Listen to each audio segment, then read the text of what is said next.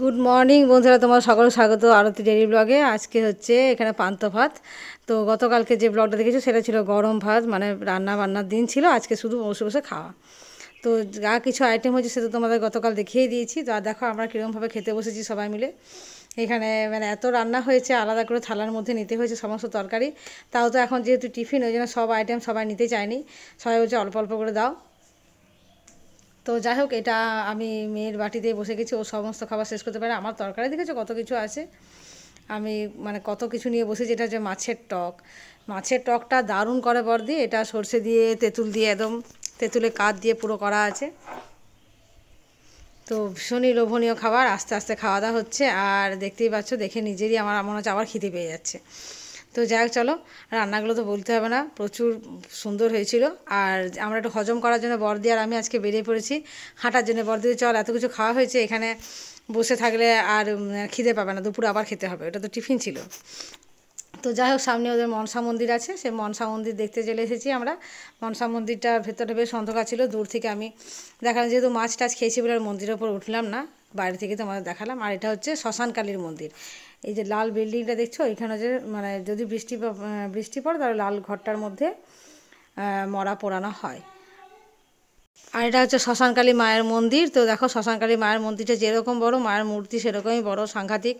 আমি দেখে কিন্তু প্রথমে ভয় পেয়ে গেছিলাম, সত্যি কথাই বলছি। আমার এত বিকট রূপ, মানে মায়ের একটা এত বিশাল আকার দেখে সত্যি ভয় পেয়েছিলাম। তো দিদি বলছে যে এটা এখন গয়নাগুলো পরানো নেই, বড় বড় রূপোর মালা, তোড়া, সমস্ত ভারী ভারী বড় বড় গয়না পা পর্যন্ত মায়ের ঝোলে, সেগুলো এখন এই মুহূর্তে খুলে রাখা আছে।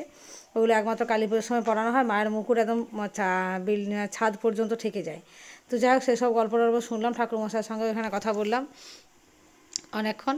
তো চারপাশটা বেশ নিরিবিলি নির্ঝঞ্ঝাট। আর দেখতেই পাচ্ছ, এখানে হচ্ছে আদি কালী মায়ের মন্দির। এটা হচ্ছে আগে পুরনো শ্মশান কালীর মন্দির, তাই এটাকে মাটির এখনও সেরকমই আছে। তো এটা তো পুজো হয়, নিত্য পুজো এখানেও হয়, কিন্তু ওটা পেছনে যে বিল্ডিংটা দেখে বড় ঠাকুরের মূর্তিটা, ওটা নতুন করে পরে করা হয়েছে, এটা কিন্তু পুরনো। যাই হোক, চলো ফিরে চলে এসেছি। প্রচুর মেঘ বৃষ্টি হয়েছিল, ওই জন্য তাড়াতাড়ি করে চলে এলাম। ঠিক দুপুর 1টা থেকে বৃষ্টি শুরু হয়েছিল, আর আমরা এখানে খাওয়া দাওয়া শুরু করে দিয়েছি। আর ছেলে মেয়ে এরা সব মাছের মাথা নিয়ে বসেছে। ছেলে তো ভীষণ খুশি, বিশাল একটা মাছের মাথা পেয়েছে।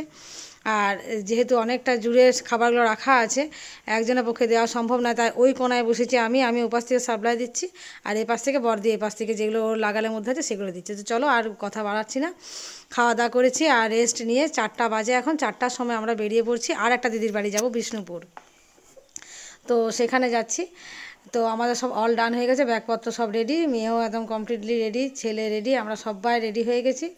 একদম পিঠে ব্যাগ নিয়ে, দেখতেই পাচ্ছ। এখান থেকে আমরা বেরিয়ে পড়বো ছর্দির বাড়ির উদ্দেশ্যে। ওখানে আমাদের পুজোর দিনই যাওয়ার কথা ছিল, কিন্তু আমরা যাইনি, বর্দির বাড়িতে 2 দিন থেকে গেছি।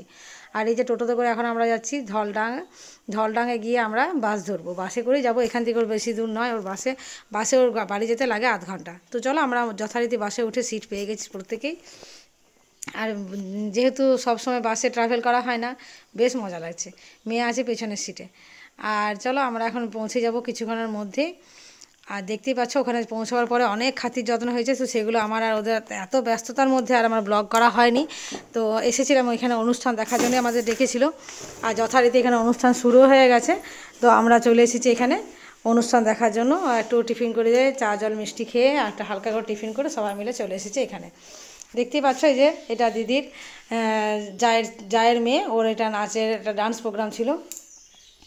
ও নাচ, আবৃত্তি, গান সবেতেই মানে পটু, পারদর্শী যাকে বলে। তো এখানে ওর ডান্স হচ্ছে, আর আবৃত্তি একটা পাঠ করেছে, সেটা আমি শর্ট ভিডিওতে ভাবছি দেবো, তাহলে তোমাদের দেখা হয়ে যাবে। কারণ এটা যেহেতু গানটা কপিরাইট হওয়ার ভয়, আমি আর গানটা দিইনি। তো বাচ্চারা দেখতে পাচ্ছ, এইবার বাচ্চারা খুব সুন্দর নেচেছে। এটা হচ্ছে সেই ধনী লোরে গানটার মধ্যে ডান্সটা করেছে। তো এত সুন্দর এই গানটার মধ্যে এত সুন্দর নাচ করা যাবে আমি ভাবতেও পারিনি, খুব সুন্দর নাচটা হয়েছে। গানটার সাথে সাথে দিতে পারলে তোমাদেরও ভালো লাগতো, কিন্তু গানটা ওই যে কপিরাইটের ভয়ে দিলাম না, তোমাদের বললাম তো আগেই। তো যাই হোক, চলো, এখানে আমরা যথারীতি বেশ সুন্দর করে একটা জায়গা দখল করে বসেছি।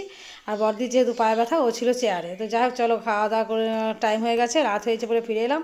এখন মোটামুটি 10টা বাজে। আবার সেই মাছ, এদের এখানেও পান্তা ভাতের জন্য আমাদের জন্য সবার জন্য মাছ রেখেই দিয়েছিল। তো যাই হোক, চলো, এখন মাছ। আর যেহেতু অনেক সারাদিন খাওয়া হয়েছে, ওই জন্য আমি বললাম হালকা করে মুড়ি খাবো। তো চলো, আজকের ব্লগটা কেমন আছে জানাবে। গুড নাইট, সাবস্ক্রাইব করে দিও।